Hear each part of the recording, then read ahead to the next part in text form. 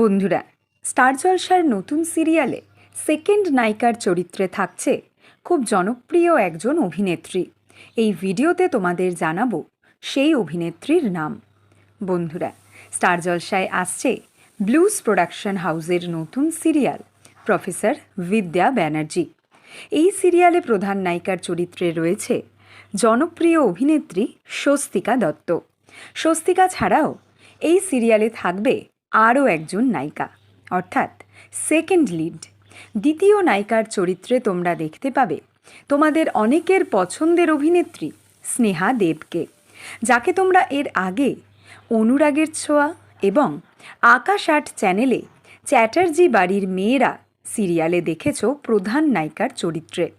Professor বিদ্যা ব্যানার্জি সিরিয়ালে স্নেহাকে দেখা যাবে প্রফেসর বিদ্যা ব্যানার্জির সৎ বোনের চরিত্রে।